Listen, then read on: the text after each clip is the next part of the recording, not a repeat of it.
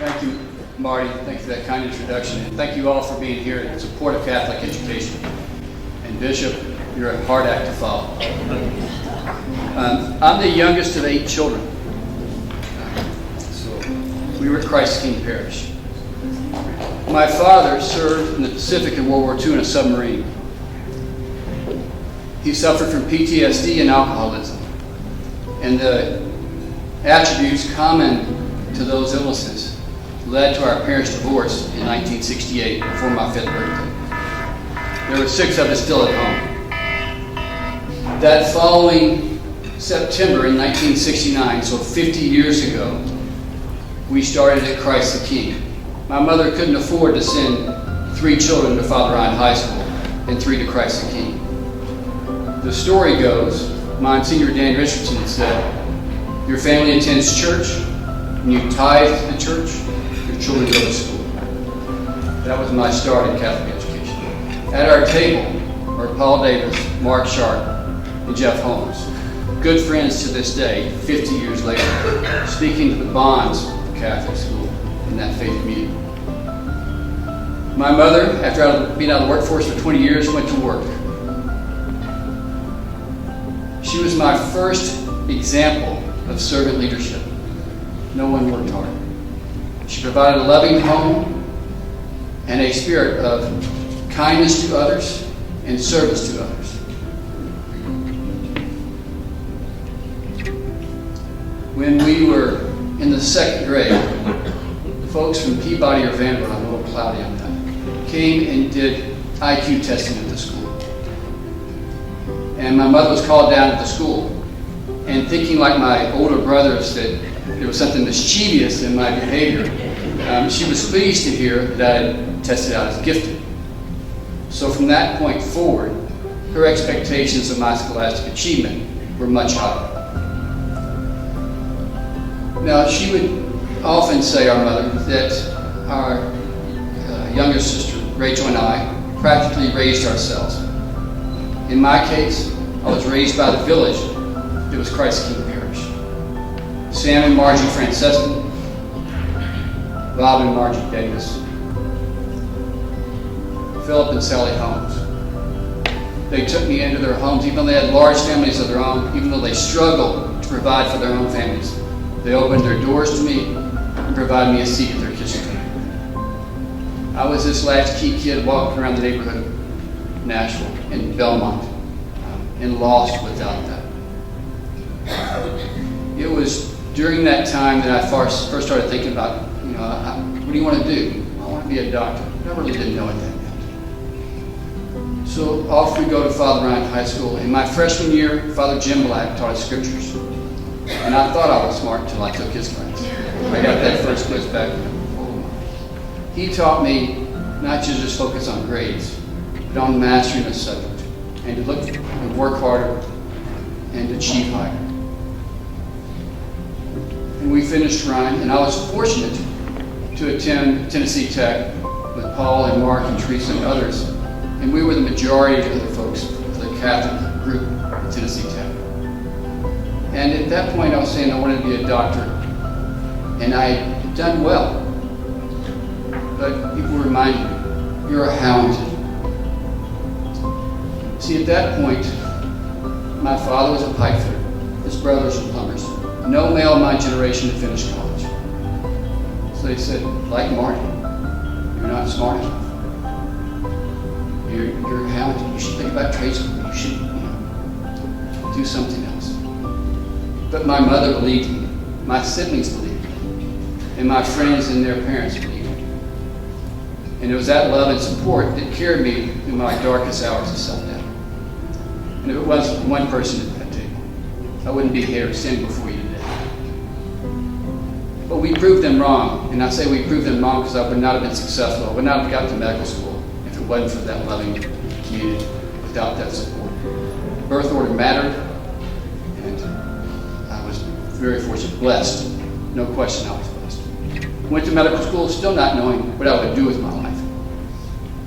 But surgery appealed to me. It was invigorating. They were the sickest patients. My roommates so go, you don't want to be a surgeon. My lifestyle's terrible. They were way too hard. I'd seen hard work. No one in our parish had shied away from hard work. And so I went off to Kansas City, Missouri to do general surgery training. July 1st, 1989, 30 years ago. July 2nd, 1989, I met Ann Carolyn Levins in room 322 of the ICU, Trinity Medical Center. I was now 25 and saying, almost 26, it's about time to figure out what you're going to really do with your life. So I did some research, and there were several articles about, in America at that time, there were too few general thoracic surgeons, which is what I do. In the 1970s and 1980s, most people in my field went out and practiced adult cardiac surgery. At that time, it was the #1 operation performed in America, coronary artery bypass surgery. But there was a need. There were so few thoracic surgeons that they were recruiting Canadian surgeons to staff the major hospitals in America. Memorial Sloan Kettering, University of Pennsylvania, Washington University in St. Louis. I found the work invigorating, rewarding, and there was a need. I had found my call. And as Marty said, my grades in the past were good, but not great. That following year, I scored in the 98th percentile on the training exam in the nation. The next year, I mastered in thoracic surgery at Vanderbilt University. And I came to Nashville. After our son was born in March of 1994, we came to Nashville in June of 1994. And said a good time. 3 years of rigorous training, 100-hour work weeks, and people saying again, the naysayers, you won't do purely general thoracic surgery. You won't give up all that cardiac surgery training. You know, a cardiac surgeon can make 50% more than a thoracic surgeon. I didn't care about that. I had found my call. I knew what I wanted to do. And I was blessed by that. Because within 2 years of finishing my training, I was being recruited to be a division chief at the University of Cincinnati. Prior to that, Grace had been born. We took our small children. We moved to Cincinnati. One day, George started kindergarten in Annunciation and Kingston. At Cincinnati, they never had a thoracic surgeon. Just like the rest of the country, they were starved for thoracic surgeons. There, we built a 3-surgeon program that still exists today. There, we developed the resident training program that still exists today. One of my partners I recruited there now is the president of the Thoracic Surgery Directors Association, leading education in thoracic surgery. We started pioneering minimally invasive thoracic surgery. In the past, if you had an operation on your lung, lack of a better term, an incision like that, open your chest like a mechanic opened the hood of a car, we put our hands in the work. We went back and learned how to do it with small incisions in the scope, and began training that other surgeons already out in practice. And then we developed a CT technology symposium, bringing residents from around the country that weren't exposed to that minimally invasive approach. It was hard work, but the focus was on the patient. Couldn't stand having them come back to the office, not able to stand up straight from the pain of the operation. That minimally invasive approach allowed them to be more functional. It reduced complications. Ironically, it paid less to do it minimally invasive than open. And I was, again, counseled, don't be doing that. I said, no. It's best for the patient. That's the focus. Based on that experience and based on that exposure nationally, I got recruited to Chicago to lead thoracic surgery. And there, I hadn't been there very long, and the chairman said, we need to develop a surgical quality committee.